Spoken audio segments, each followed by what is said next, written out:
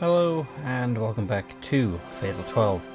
In the last episode we had a few changes in perspective with Frederico and Odette, as well as Alan, basically. And we were basically watching as Alan decided which person to follow after, before switching back to Rinka and then going to sleep and having a few unusual dreams. Such as right now, basically. So we will find out what Parker would like. So with that, let's begin. She begins to tell me about the divine selection. She explains all the rules. I watch myself trying to get a word in every now and then, but she ignores each attempt. Everything she explains here is the exact same as when she told us during the first election. Memories of an explanation I had heard before. This must have taken place right after I died then. Considering the in-depth explanation she's giving, it's no wonder she was unimpressed with me when I asked her about it again. Well, remembering this explanation of the rules I already know is more pointless than one would expect too. However, do keep in mind one thing. Fate initially foretold that all 12 participants would gather in the same place at the same time 12 weeks from now. I guess it would make sense that that is something that's supposed to happen at some point. Like, we win and then that's what we wish, that we all met up in on that day.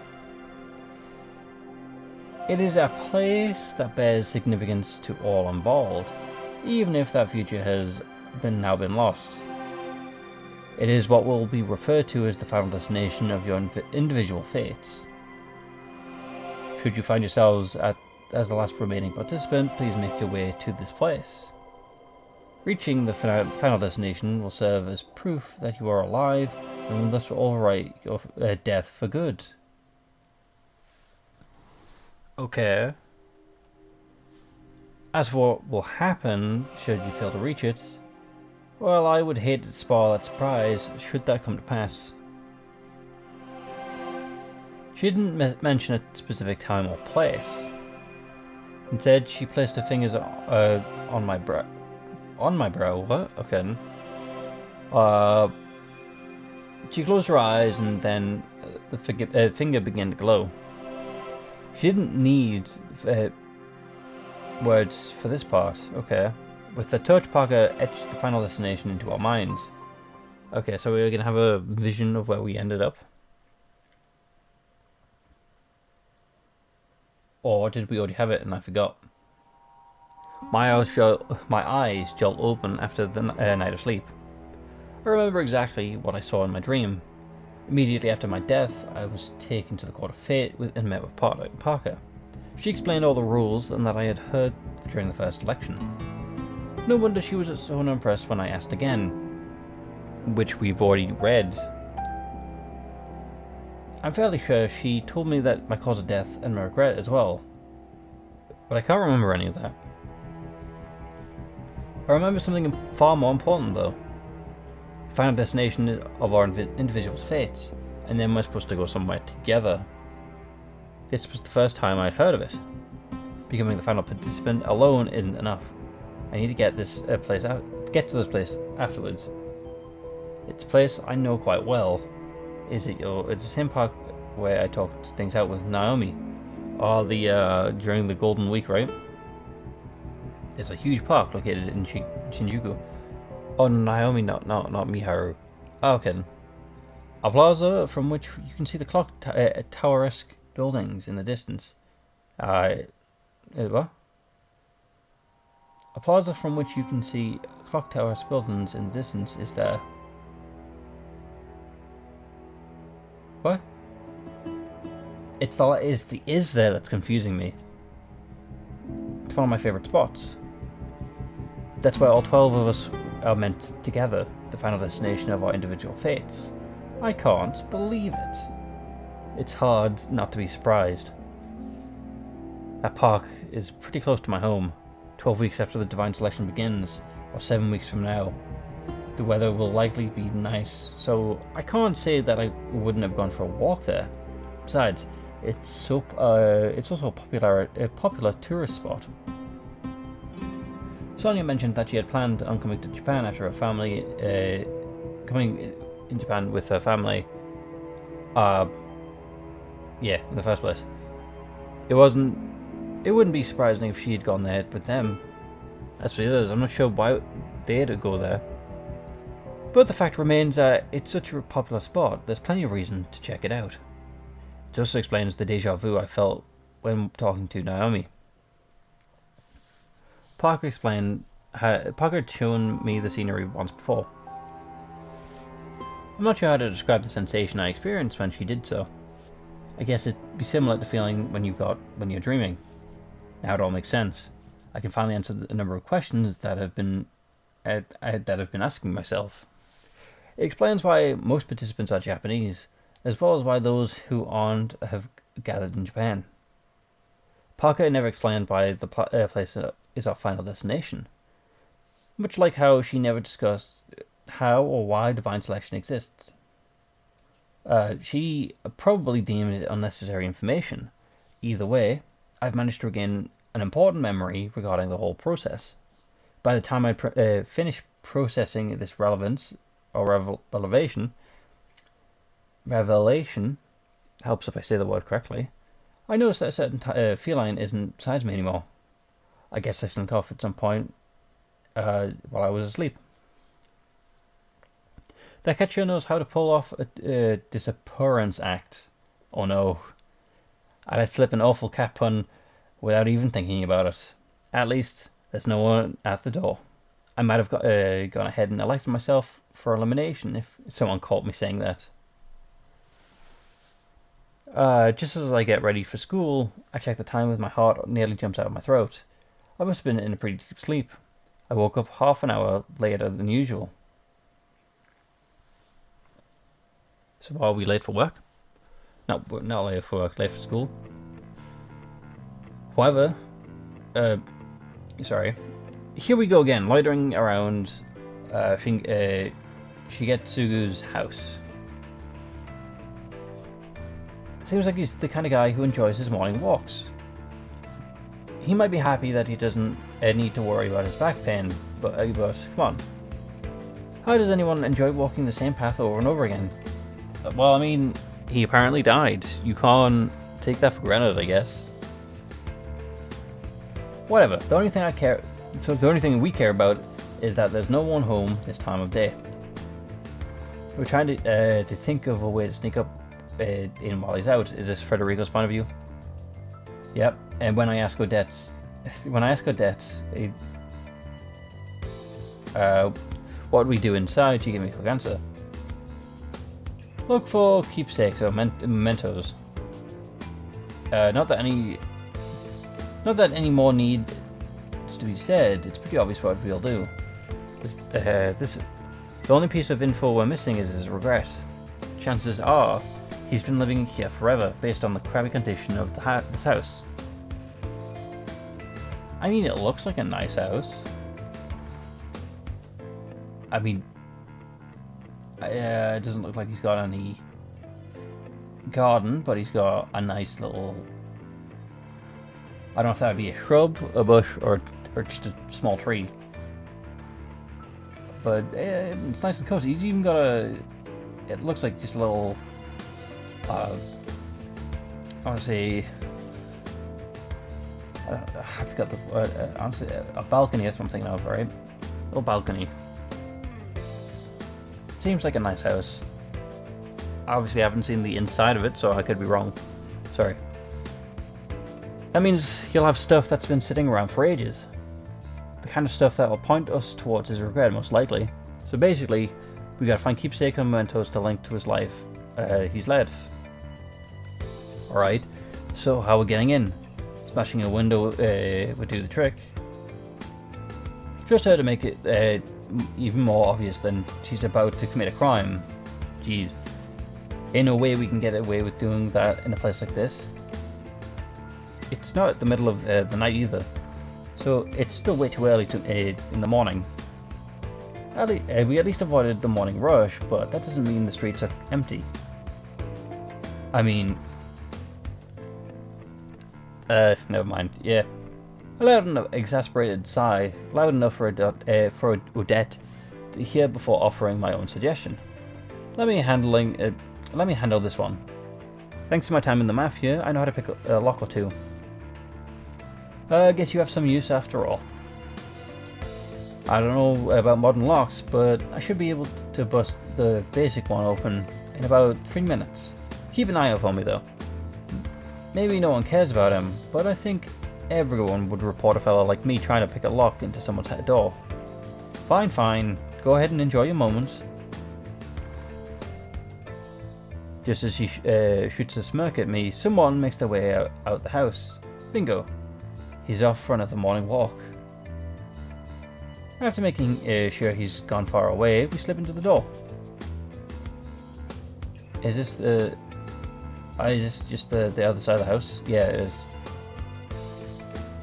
Let's do this. Keep an eye out on the street for me. Alright, but before you start though, you're paying attention to what he did when he left, right? Yeah? So, did he lock the door? Oh. Guess that's what she's talking about. He never did turn around to lock the door after leaving. Which, to be fair, should be a hint to them. Someone's inside the house still. Because why would you lock someone in the house? When I think about it, he didn't lock it yesterday either. Guess that's why Odette mentioned anything about the lock in the first place. I bite my tongue to stop myself from cursing at her before twisting the doorknob.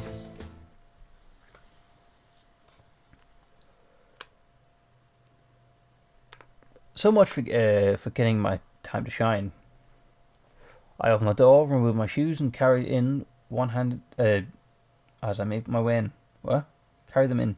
Oh, okay. So like no footprints, no like mud marks. Well, actually, no. You would be walking on the street, so not necessarily mud, though you are hiding, so you might have to dive into like a bush every now and then. But we're still in the residential district, so no mud. The interior looks like the way I expected. Dilapidated wood furniture, newspapers and magazines littered all over the etc. But holy hell, it is small. I suppose so, but you gotta fit everything in there. Though, since he is quite an old man, is the second floor his? Or is it someone else's? I don't know if it's normal for Japanese houses or not, but you can barely fit anything in here. I mean, to be fair, you two are like giants, from what I'm aware. You just kind of stand around the whole thing. In fact, me and Odette can't stand shoulder to shoulder without getting pressed against the wall. Yeah, because you two are giants, as I've already just said.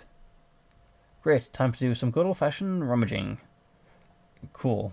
That's, Her expression is glowing as she opens and closes her hands in a grabbing motion. I'm trying to think of what is it. Never mind. We probably just don't need to worry about being loud while he's out. But I'm not too comfortable with Odette speaking at her typical volume. Who's there? The little question takes us by complete surprise. It's a kid's voice. The hell? I don't recognize the voice either. The geezer's supposed to be living by himself, so there shouldn't be anyone else here. I know I didn't imagine it, though. Someone definitely called out to us. What a pain, huh? There's two of you, I take it. The voice is more clear this time, but I can't tell if it's a boy or a girl. Definitely a kid, though.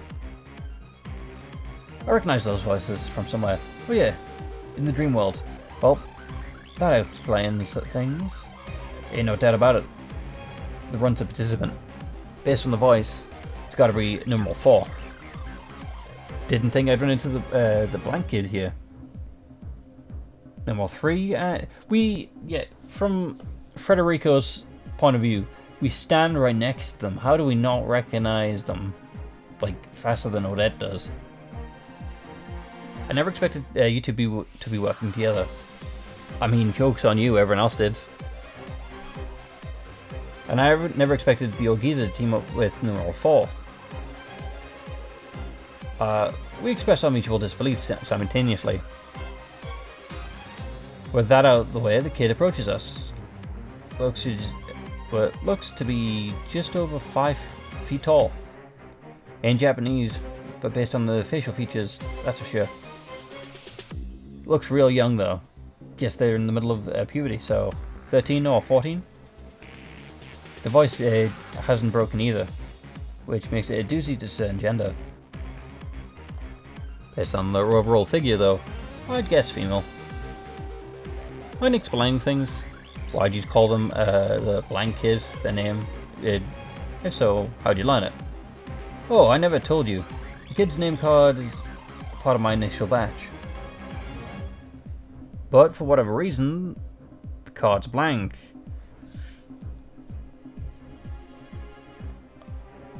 You don't have a name. Were you abandoned at birth or something, maybe? I figured that'd appear once I met them in person, but that hasn't really been the case. The kid's expression shift upon hearing Odette's claim. The guard has just gotten up. So if it's blank, does that mean the kid doesn't got no name? Who knows? Care to find out? Do you really think I'd tell you? The kid tries to provoke Odette with a glare, so she scoffs back. Even if I wanted to, I wouldn't be able to tell you. I don't know my own name. I realize that I'm a participant in the Divine Selection, but I don't remember a single thing from before that. How I died, what my life was like, not even my own name. Amnesia or something? By that logic... No, I was gonna say by that logic, our regret shouldn't exist. Our regret should be blank. Because we don't know what that is either. At least like we knew what our name was and we know how we died. I say ours, but we keep switching perspective. Rinka at least. Though she is like the main character, I guess. That little goddess sure doesn't understand a thing about fairness.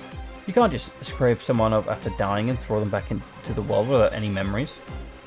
Wow, you can actually sympathize with someone? It ain't sympathy, it's pity.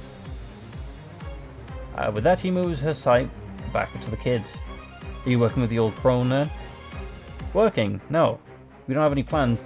We don't plan on getting involved, so we're just living out our normal lives. Fair enough. Probably the old man's kind of got like a Sonya going on, a Sonya situation. Just taking each step that he can, now that he can. And then obviously the kid shows up, and he's like, okay, kids, live with me, live a normal life while you can. I'll probably just go first. But if that's the case, who's going to get you money and where you're going to get food for the next week?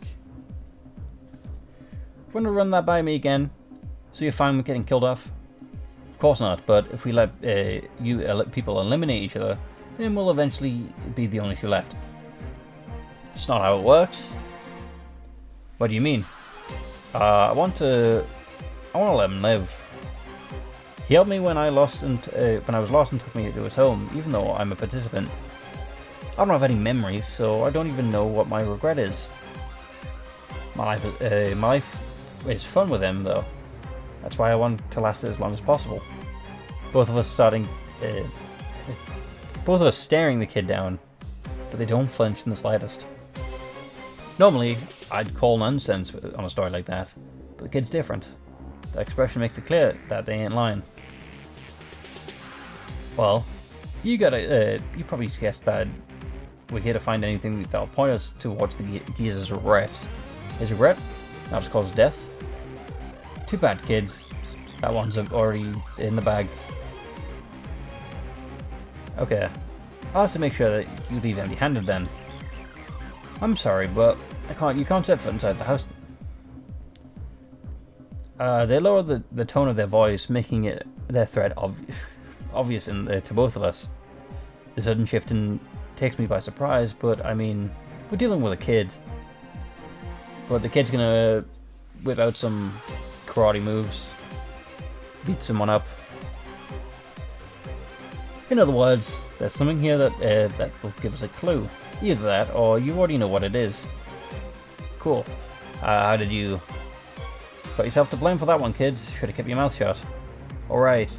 This is the first time I've met any participant other than Shigetsugu, sorry. You two must be desperate. That's why you're reading into everything I say. Screw this. We've come this far, so let's force our way in. I mean, you two are giant in this house, right? So, when it comes to terrain advantage, it goes to the kid, right? Glance over at Odette to get her agreement. She smiles and nods in response. Ain't every day that we agree on something. Let's shut this kid up and find out what we're looking for before the old bag of bones gets back. Wouldn't be hard to shut him up when he's back too. But we still got a few days before the next election. Last thing we need is to call the police. I'm thinking the same thing. Things would get real annoying real fast if someone were to cause a ruckus here.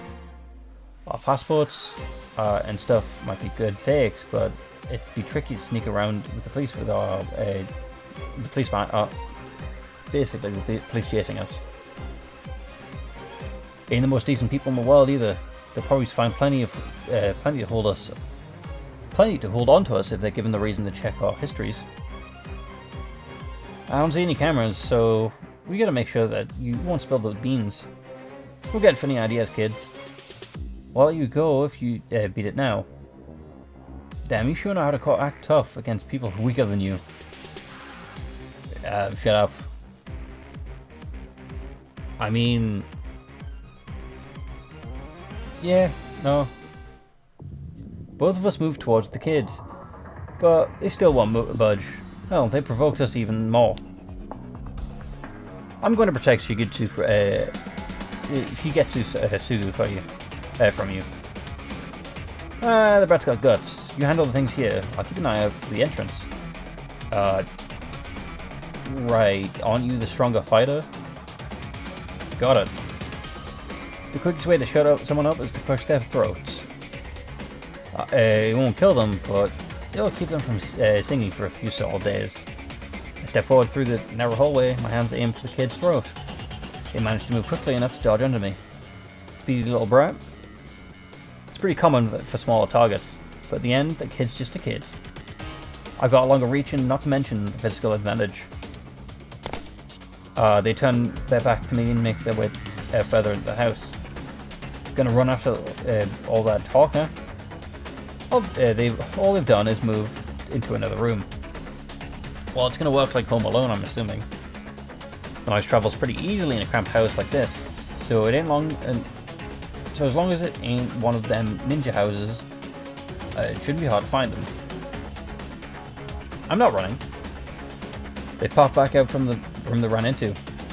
I kicked up them with my left leg. It creates enough distance so that they won't be able to reach me. That won't work.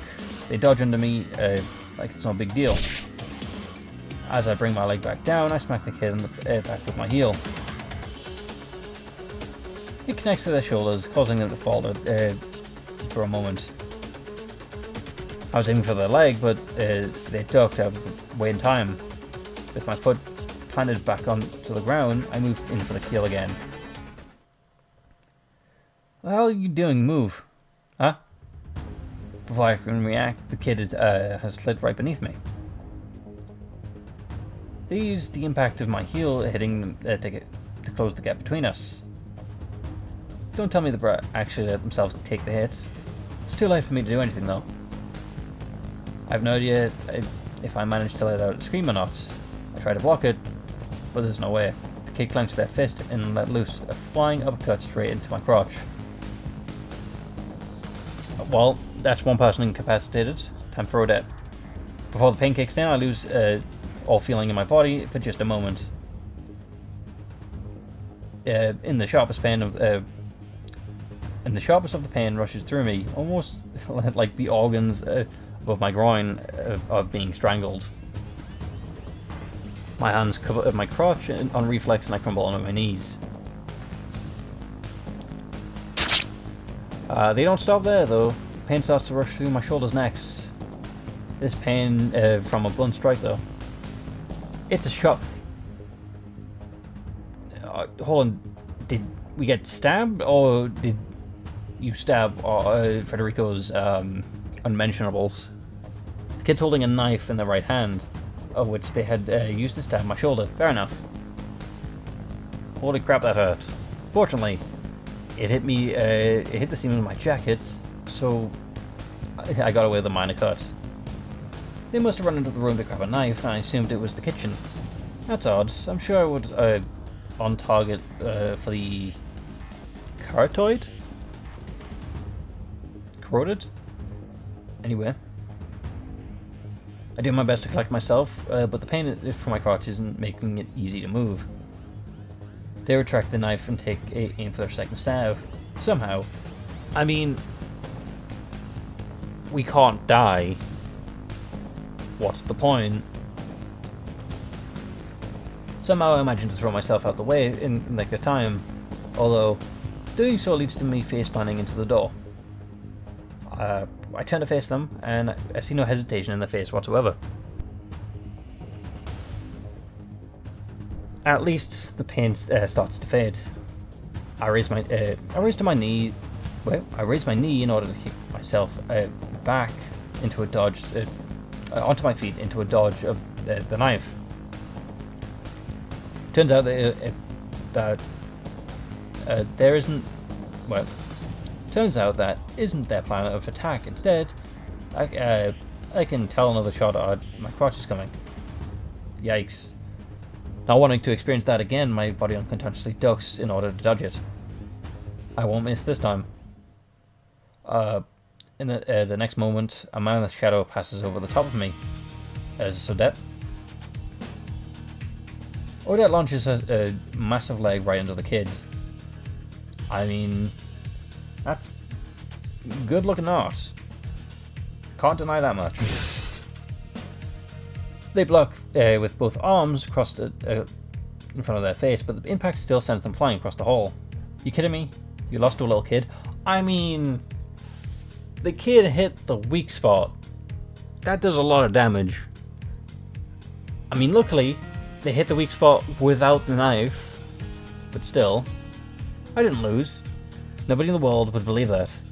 If I'm being honest, I'm terrified of how focused they were on disseminating my loins. Whoa. The kid flings the knife across the hall to us. Odette dodges it with ease, which leads it clattering harmlessly on the floor. But the knife wasn't twirling around or anything in the midair. It flew straight as an arrow. Who the hell are you, kid? I'm not sure. I just know that I can do this kind of stuff. Your body remembers, but your brain doesn't, I'd say. Muscle memory. Odette plucks the knife off from the floor and chucks it back at the kid with even greater speed and precision. They knock it aside with a frying pan they grabbed from nearby before scuttling off to the room across from where they'd got the knife. It was a tiny window of opportunity, but they took a full advantage of it. Off to get another weapon, huh? Hey, get off the floor. I jump my feet the millisecond she shouts at me. They're gonna, what are they gonna bring out next? I made the mistake of trying to kill you when the participants can only die via the elimination. They reappear muttering something at us, sorry. But how will we handle this? They brandish something in both hands, and they move towards us. Guess I'm their target again. Ain't gonna hit me like that. I mean, the truth be told, why don't we just set the house on fire? Because, let's be fair, right? Everything that we do gets undone when when we're eliminated. So, and this kid intends to lose to the old man, so you could set this on fire, scare off those two. Sure, you can eliminate those two first. It'd be you and the old man. The fire would still exist, but the moment you get erased, the fire wouldn't have happened, so the old man wouldn't lose anything. Looks like they decided to chuck screwdrivers this time. Four of them, each around 4 inches long, heading my way. Not that they'll hurt unless they catch you right in the eye or mouth. Not a great weapon, unlike the knife. Wolf will scatter across the floor as I dodge them with a backstep. Odette charges as soon as I step back to evade it with flying tools. This again? He ain't the only one you gotta deal with, kid. She preys for a spin kick, huh? The kid must have seen it coming, though. They grab Odette's leg with their left and propel themselves upward in what looks like a hand. Okay, so basically Odette's carrying them on the leg. But anyway, I'll see you on the next one.